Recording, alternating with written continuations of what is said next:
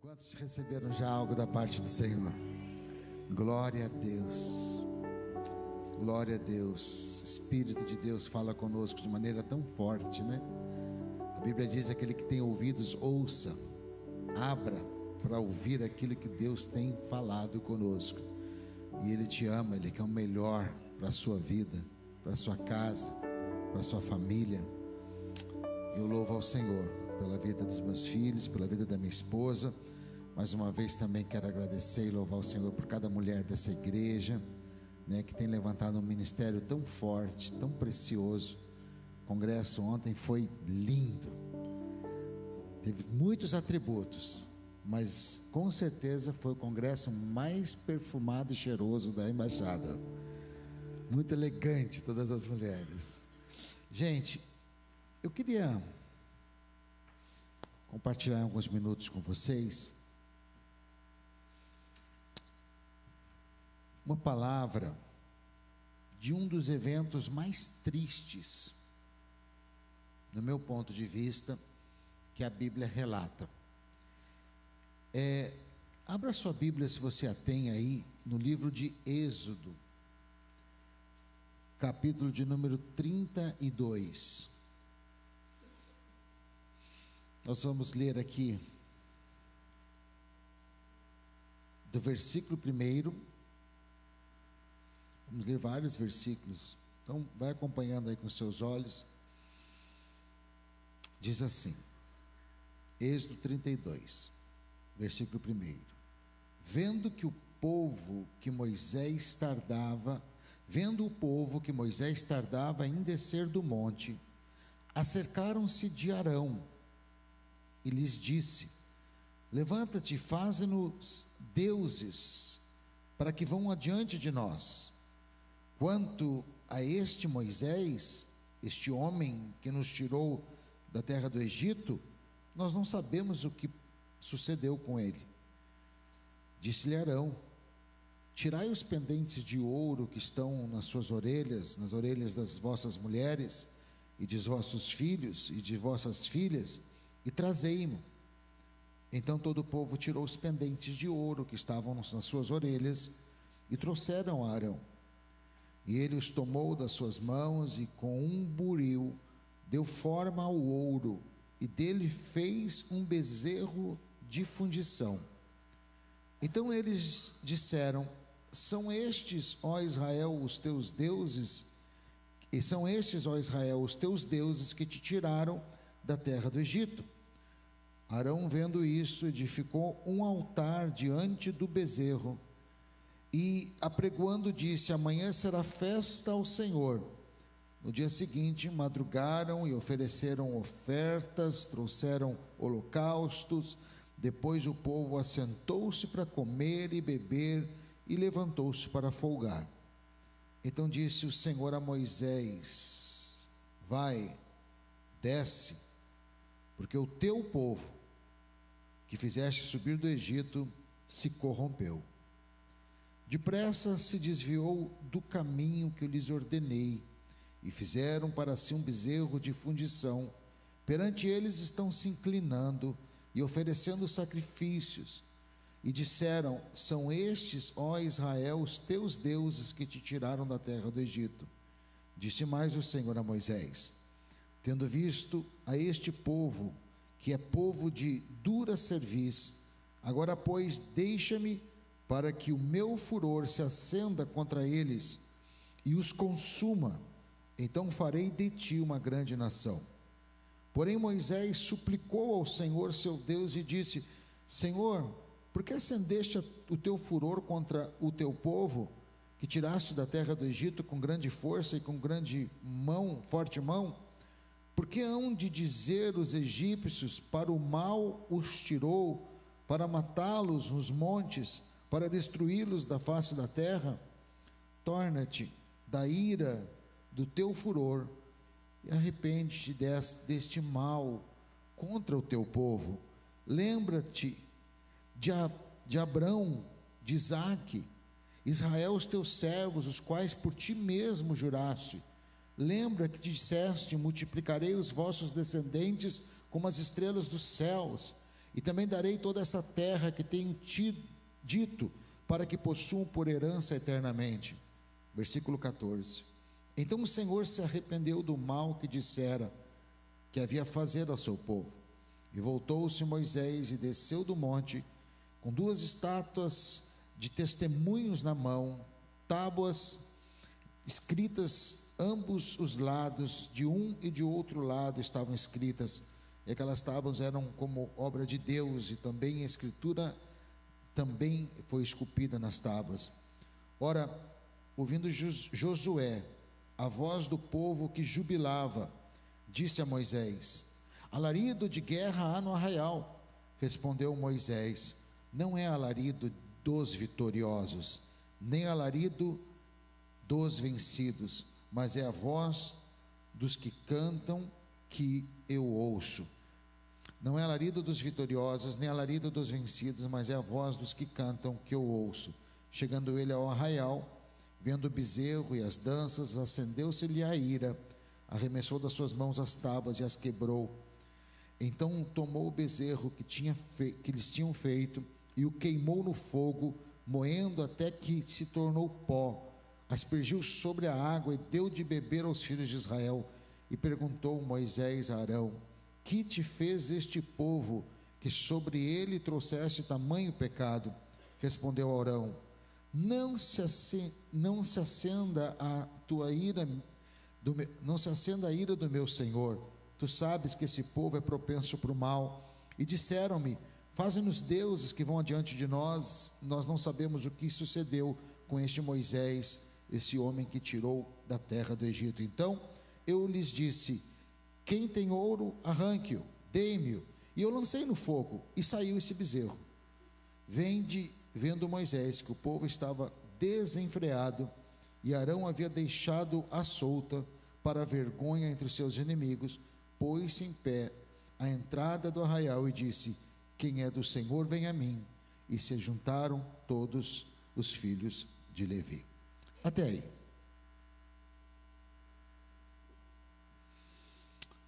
Vamos orar. Pai, nós te damos graças, Senhor, nesta manhã. Como nós precisamos aprender contigo, Pai. Senhor, só o Senhor pode nos livrar dessa natureza má, pecaminosa, que muitas vezes, ó Deus, persiste em se manifestar nas nossas vidas. Eu te peço, Espírito Santo, fala conosco agora, nesses próximos minutos, através esse evento, Pai, tão triste, mas que pode nos ensinar tanto. Eu oro assim, em nome de Jesus. Amém?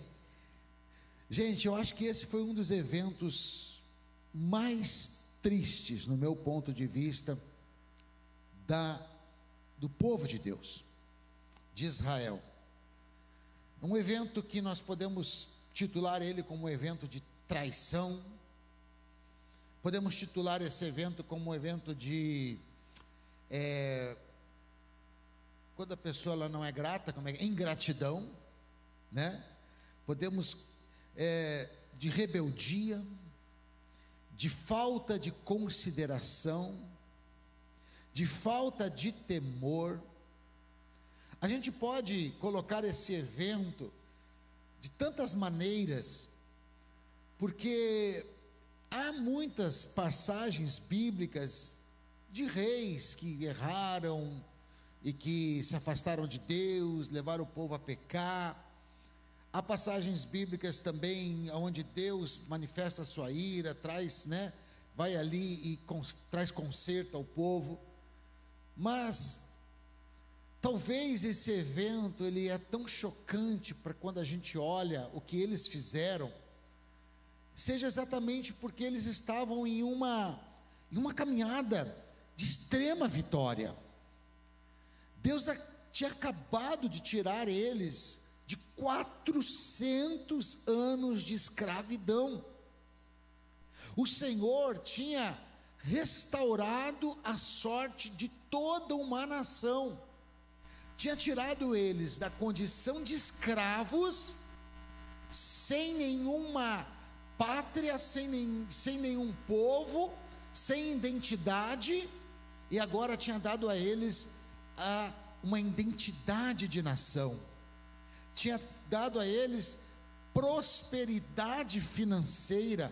Quem era escravo recebeu dos egípcios, e você vai ver quando eles saem do Egito, os egípcios estavam tão apavorados, estavam tão em pane com o que Deus estava fazendo para que Faraó liberasse o povo, que eles pegavam ouro e prata que eles tinham e davam para o povo, para eles saírem de lá, porque eles não suportavam mais as pragas. Então eles saíram não como escravos, eles já saíram como uma nação próspera, com muito ouro, com muita prata, que os egípcios deram para eles saírem. Eles saíram do Egito, uma nação que talvez tinha muitos enfermos por causa da escravidão. A Bíblia diz que o Senhor visitou toda a nação, e quando eles saíram não havia um doente no meio deles, um enfermo, não tinha ninguém com gripe, não tinha ninguém com dores, nada, todos foram sarados em um momento só. Agora Deus então vai e restaura a sorte deles, restaura a saúde deles, restaura as finanças deles, usa Moisés para fazer isto, e eles vinham agora em uma sequência de eventos de vitória, desde as pragas no Egito. Agora eles saem, eles veem Deus se manifestar poderosamente, subjugando a maior nação da época, que era o Egito, militar.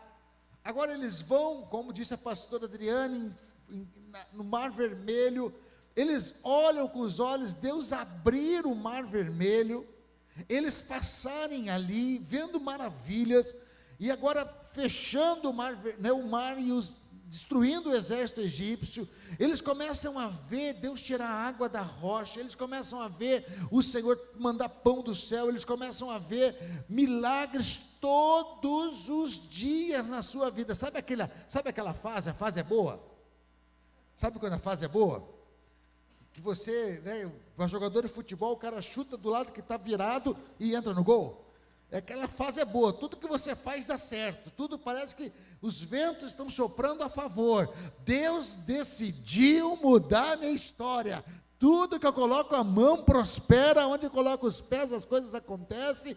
Sabe aquela fase boa, que a gente começa a viver milagres todos os dias? Esse era o momento do povo de Israel, fase boa.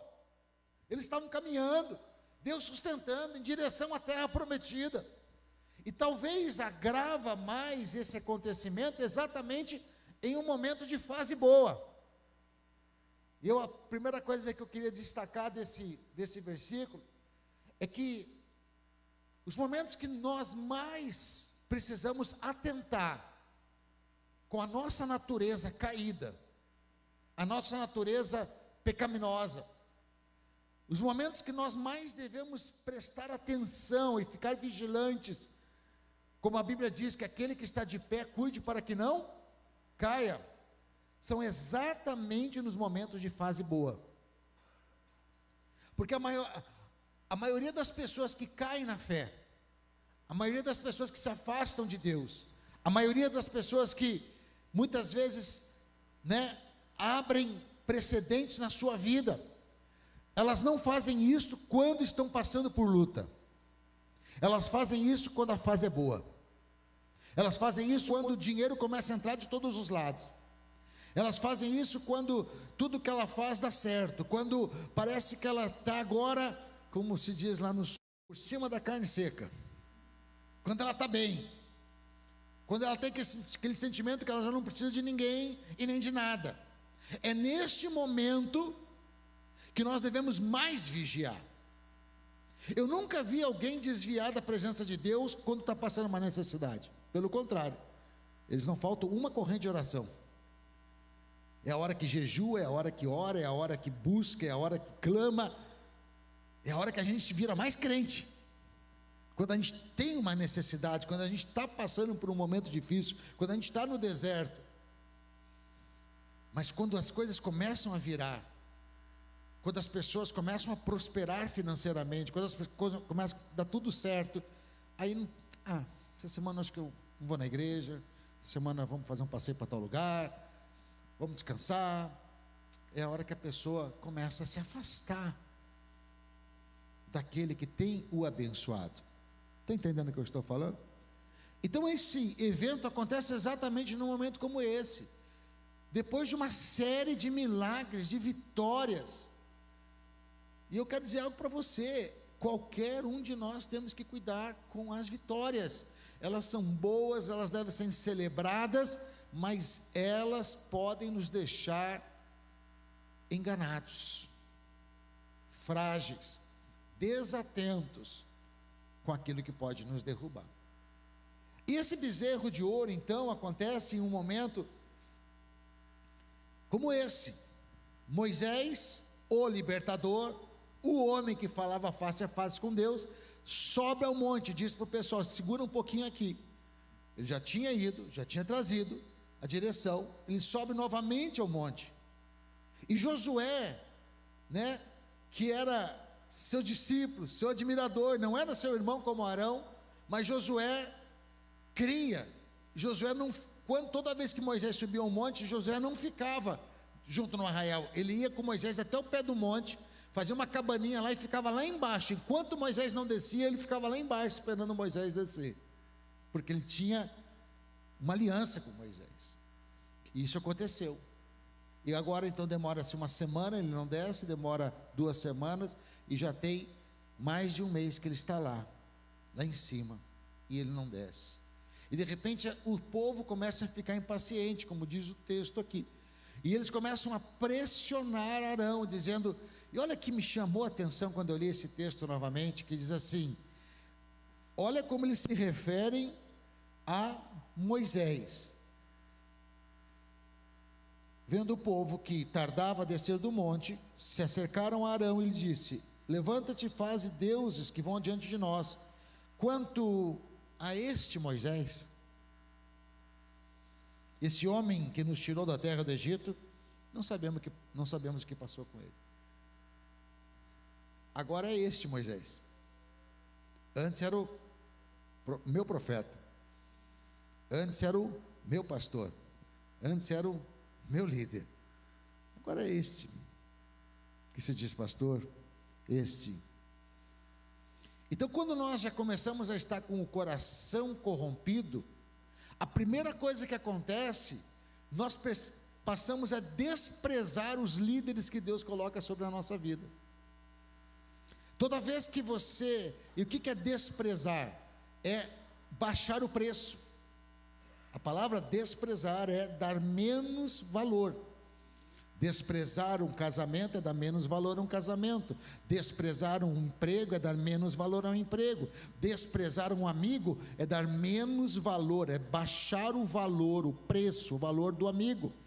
Desprezar alguém que Deus colocou sobre a nossa vida é dar menos peso, menos valor àquelas pessoas. Então, todas as vezes que nós começamos a nos afastar da presença de Deus, uma das características é desprezar aquilo que outrora era valor.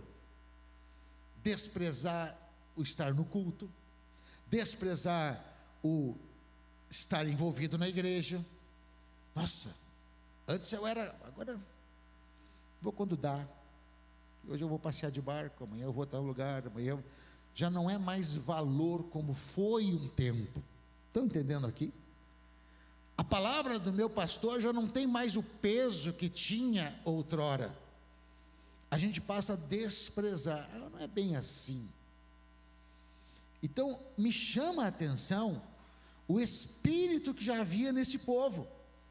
E quanto a este Moisés, como é que eu vou me referir ao cara que veio e entrou e enfrentou o faraó por causa da minha casa, da minha família, enfrentou o inferno, colocou a vida dele em risco por causa de mim, e Deus fez obras maravilhosas através da vida dele, me tirou da escravidão através de ser servo e fiel ao Deus dele, me colocou no lugar aonde eu estou indo para a prosperidade. É esse cara aí. Não é esse cara aí. Josué estava lá e não saía do pé do monte, porque o meu líder está lá em cima, falando com o meu Deus. Eu sei quem ele é. Eu sei que ele é um homem de Deus. Mas quando a gente começa a ter muitas vitórias, a nossa alma começa a desprezar as coisas que verdadeiramente têm valor, desprezar a oração, desprezar os jejuns, desprezar o nosso comprometimento com Deus. Por isso muitas pessoas não podem prosperar, porque enquanto elas estão na luta, elas estão crentes.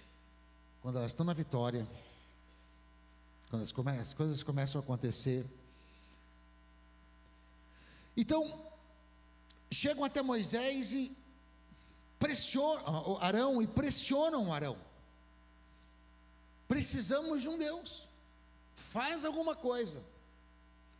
E aqui a gente vê alguém que não foi chamado para liderança.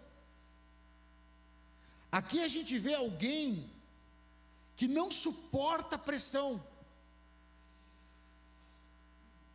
Arão, quando é pressionado pelas pessoas, ele simplesmente cede. Tá bom, eu não tenho explicação, também não sei o que aconteceu com o meu irmão. Poxa vida, se ele estivesse aqui, eu acho que eu sei o que eu faria. Mas, bom, assim, então, tem o ouro aí, né? Bom, as coisas assim de ouro é coisa divina. Tira aí as coisas de ouro, traz aqui para mim. Vou resolver o problema. Tem gente que cede porque não quer problema. Tem gente que cede porque não quer que as pessoas fiquem pensando mal dele. Se eu não ceder, eles não vão me respeitar como um próximo líder. Se eu não ceder, eles não vão entender que eu tenho uma atitude. Ei, meu irmão, no mundo a gente vai ter aflição.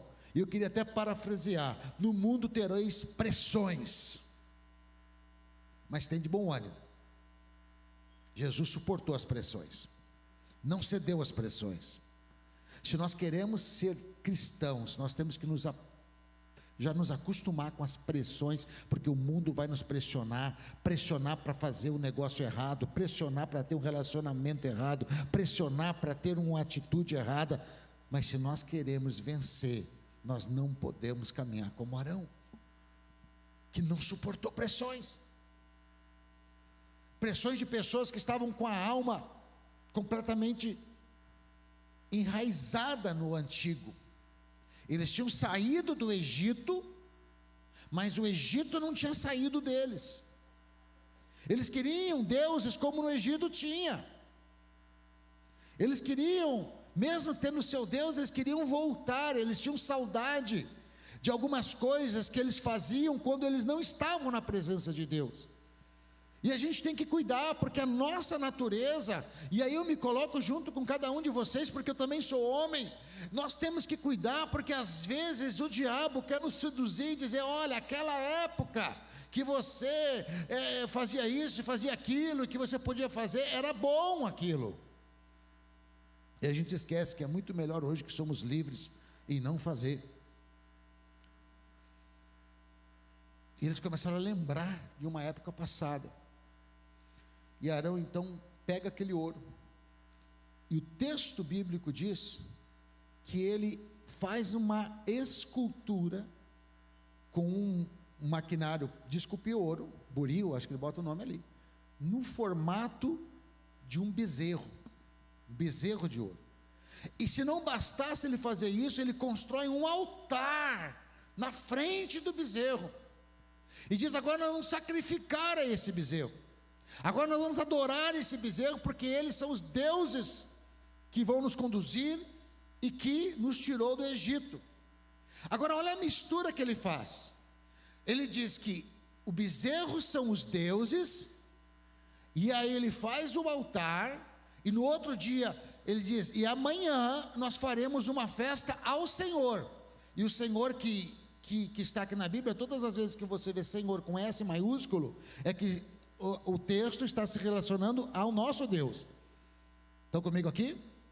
Então, no momento ele diz que são deuses, e no outro momento ele diz que nós vamos fazer uma festa ao Senhor, ao Deus de Abraão, de Isaac e de Jacó. Isso acontece quando nós começamos a ceder, a gente começa a ficar confundido. Ao mesmo tempo a gente tem coisas que são certas, e ao mesmo tempo a gente tem coisas que já são erradas. É quando a heresia começa a entrar na nossa vida cristã, quando a heresia começa, todo líder que começa a ceder, ele vai começar a abrir mão para heresias. Ele vai misturar o santo com o profano. Tem muitos deuses, mas temos o Senhor. Mas a gente permite isso, mas temos o Senhor. Todas as vezes que o santo e o profano começam a se misturar, é porque um líder começou a fazer e construir um bezerro de ouro. A Bíblia diz que nós temos que ter muito tempo, porque nos últimos dias até os santos poderão ser enganados. A mentira que mais se parece com a verdade, a mentira, melhor, ela é a mais perigosa. A mentira mais perigosa é essa, que mais se parece com a verdade. Me veio isso agora, eu vou falar porque eu lembrei, eu acredito que não vai ofender ninguém, mas essa semana a gente estava constatando e compartilhando, eu e Adriane, o pastor Adriane, sobre algumas heresias que começaram a entrar na igreja, e a gente lembrou de uma situação de alguns anos atrás, quando alguém começou a escrever um livro a respeito de dízimo, e falando um monte de coisas, que o dízimo não é para agora, que o dízimo não é de Deus. Foi um livro que ficou muito famoso há uns anos atrás. Não sei nem quem foi a figura, eu sei quem foi o inspirador, foi o diabo, mas o pastor que escreveu, eu não sei quem foi não. E aí, dentro da família, a gente começou a constatar com isso assim, né, que eu prego porque eu sou dizimista, eu creio nisso, eu não vou pregar nada que eu não faça, né? Isso para mim foi algo desde o começo da minha conversão. Eu me converti, eu creio nisso e sempre fui. Mas assim, por que eu estou falando isso? E a gente começou a constatar, porque essa pessoa, um parente da Adriane, muito próspero com companhias, ajudava os irmãos, ajudava os filhos, tinha dinheiro para dar, para vender. De repente, cristão, crente, dizimista, fiel ao Senhor, ele vem na mão dele esse livro, ele lê o livro, e ele se apaixona pelo livro, e ele para de ser dizimista. Mas se não bastasse isto, ele começa a comprar caixas desse livro, e distribuir para todos os amigos deles cristãos. Ele passou a ser um evangelista desse inferno. Não queria falar, mas é verdade. Ele começou a ser isso. E aí, por que a gente estava comentando isso? Como é que as coisas entram na igreja? Porque hoje, a família dele foi praticamente toda destruída. O filho foi preso por causa de problema financeiro, se separou de coisa, não pôde casar não pôde pagar pensão. Ele já foi preso por causa de ser pai do menino. Hoje ele vive, de vez em quando tem que levar uma cesta básica. Acabou tudo. Vive de favor na casa de uma filha muito próspera, casado com uma pessoa cristã, dizimista, e ela também, mas ele hoje mora de favor. Uma pessoa que tinha companhias em Brasília, no centro-oeste, no sul do Brasil, tinha por tudo, acabou tudo, por causa de um bezerro de ouro, por causa de uma contaminação, por causa de algo que vem e começa a confundir deuses, o Senhor e deuses. E a pastora disse algo aqui, que Apocalipse fala sobre ser quente ou ser frio. Todos os dois são aceitáveis, mas para Deus ser morno não é aceitável. Ou você serve a Deus, ou a gente não serve a Deus. Então esse bezerro de ouro, ele é construído. E como é que ele tira esse bezerro? Porque ele tinha memórias. Lembre-se que Arão foi escravo no Egito. Moisés não foi escravo no Egito. Moisés estava lá com Deus, o manteve longe por 40 anos, manteve longe, não chegou a ser escravo no Egito. Na época que ele estava no Egito, ele era príncipe. Depois ele foi para lá, ficou com o sogro dele no deserto, fugido. Mas Arão tinha as memórias do Egito, e ele faz num formato das memórias do Egito. Ele faz uma obra que era para ele obra de Deus, mas no modelo do Egito. Ei, tem muita gente querendo fazer obra de Deus no modelo do mundo. Não dá. Não dá para fazer obra de Deus no modelo do mundo. Não dá para achar que igreja, por mais que ela tenha que ser administrada, por mais que ela tenha que ter zelo, mas não é empresa, é igreja. É igreja. Chamado ministerial não é emprego, é vocação. O modelo do mundo, a gente tem que aprender com as coisas, mas não pode trazer o modelo do mundo e misturar com o modelo da igreja. O modelo da igreja é sobrenatural. O modelo do mundo, 2 mais 2 é igual a 4. O modelo do sobrenatural é 2 mais 2 dá 7 mil, 8 mil, 10 mil, 15 mil. É o que você necessitar. É o eu sou, eu serei o teu Deus. O modelo da igreja é diferente do modelo do mundo. O modelo do mundo é crescer para ser servido. O modelo da igreja é servir. Então não dá para misturar. E ele faz esse modelo. Então, rapidamente, só terminando essa palavra, vem e desce Moisés. E olha só que interessante, meu irmão. Olha que interessante. Você pode esconder as coisas de todo mundo, até da sua família, mas a gente não esconde nada de Deus. E quando a gente tem pastores e líderes que têm comunhão com Deus, não ache que quando você vem conversar a gente já não sabe. Lá em cima Deus fala: deu ruim lá embaixo. Como assim? O povo está fazendo um bezerro de ouro lá. E olha que, isso aqui eu acho muito engraçado. Deus tem muito senso de humor. Ele diz assim: Moisés, o teu povo, aquele teu povo, a tua raça, está lá fazendo isso, depois de eu fazer tudo por eles. Eu acho tão interessante que, se você vai ver na Bíblia, toda vez que o povo obedecia, que o povo fazia a vontade de Deus e tal, ele dizia assim: Moisés, tem visto o meu povo? Né? Ninguém quer ser pai de filho feio, né? Então, aquele teu povo que está lá, está fazendo isso aí, ó. Está fazendo desse jeito. Mas fica tranquilo, eu vou matar tudo. Já resolvi, vou matar tudo. E vou começar de ti, a mesma promessa de Abraão, de ti uma grande nação. Renova a promessa para Moisés, e Moisés diz assim: não, Senhor, eu sei que o Senhor está com toda a razão para fazer isso, e ele intercede. Mas olha só, o que o pessoal vai pensar de ti, não deles? Tirou eles do Egito para matar no deserto. Olha, Senhor, a tua misericórdia. Começa a lembrar o Senhor e tudo, e ele intercede, e diz: ok, desce lá e resolve você então. E Moisés desce. E quando ele chega lá, e ele vê aquela festa, aquilo tudo, olha para o bezerro, ele diz: Arão? O povo começou a me pressionar. A única coisa que eu fiz, não fiz nada.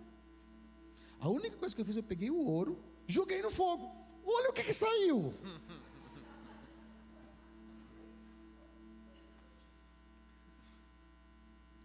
Né? Tem nada a ver com isso, saiu isso. Como se ele não tivesse lá formatando tudo. Quis dar algo espiritual para o seu erro. Não, acho que foi Deus, porque olha o que saiu.